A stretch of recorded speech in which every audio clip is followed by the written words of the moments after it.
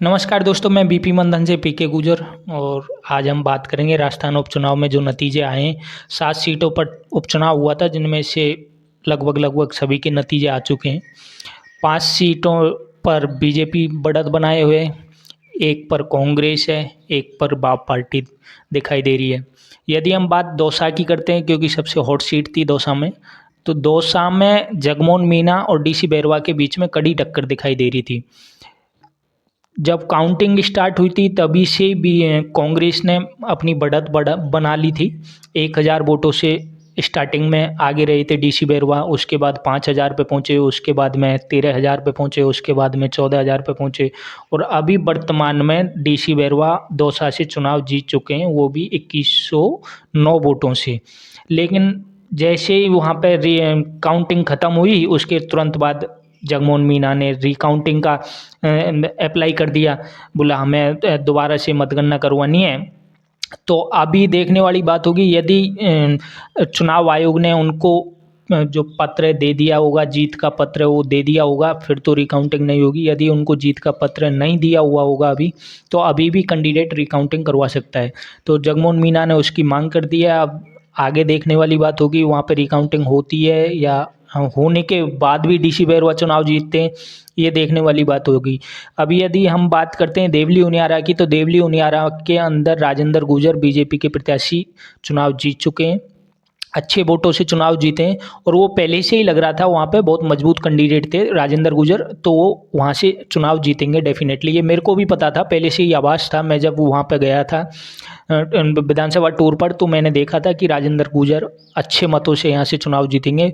और उसको सहारा दे दिया था फिर नरेश मीना ने, क्योंकि नरेश मीना दूसरे नंबर के प्रत्याशी रहे। 40,000 के समथिंग राजेंद्र मीना की जीत हुई है और 40,000 से नरेश मीना की हार हुई है। यदि कांग्रेस पार्टी केसी मीना की जगह पर नरेश मीना को टिकट देती वहाँ से, तो नरेश मीना वहाँ से अच्छी तरह से सीट निकाल सकते थे, क्योंकि नरेश मीना को कुल टोटल 59,000 के समथिंग वोट आए हैं और इसको राजेंद्र गुर्जर को 1,22,000 के समथिंग कुछ ऐसे वोट आए हैं।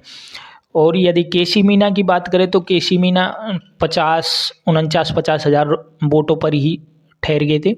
यदि पार्टी उसको नरेश मीना को टिकट देती, तो 100% नरेश मीना वहाँ से सीट निकाल सकते थे कि कांग्रेस की।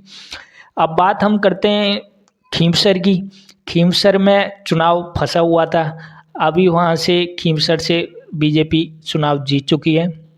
वहाँ के रेवंत डांगा ने चुनाव को निकाल दिया है। हनुमान बेनीवाल की पत्नी कनिका बेनीवाल वहाँ से चुनाव हार चुकी हैं और अच्छे वोटों से वहाँ से रेवंत डांगा चुनाव जीते हैं।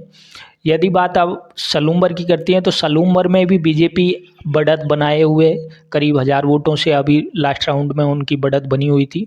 लेकिन बता रहे हैं कि वहाँ पे कांग्रेस में और बीजेपी में दोनों में कड़ी टक्कर है, लेकिन 1000 वोटों से वहाँ की शांति देवी बीजेपी प्रत्याशी शांति देवी बढ़त बनाए हुए 1000 वोटों से। यदि बात हम रामगढ़ की करते हैं, तो रामगढ़ में कभी कांग्रेस का प्रत्याशी और बीजेपी प्रत्याशी में कड़ी टक्कर है। वहाँ पे कभी आर्यन जुबेर कभी आगे निकल जाते हैं 1000 वोटों से, कभी पीछे रह जाते हैं।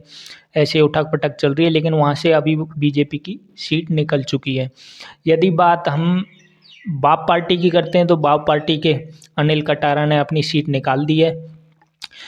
कुल मिला के बात यह है कि बीजेपी की यदि राजस्थान उपचुनाव में 5 सीटें आती हैं, तो इसका पूरा पूरा श्रेय भजनलाल शर्मा को जाता है। और भजनलाल शर्मा की मेहनत रंग लाई है, उनके काम की सराहना पे, उनके काम पर, उनके नाम पर वोट मिला है और जनता ने भजनलाल शर्मा को ये वोट दिया है। ऐसा बीजेपी प्रदेश अध्यक्ष से लेकर राजेंद्र राठौड़ सारे ही नेता इसका श्रेय भजनलाल शर्मा को दे रहे हैं।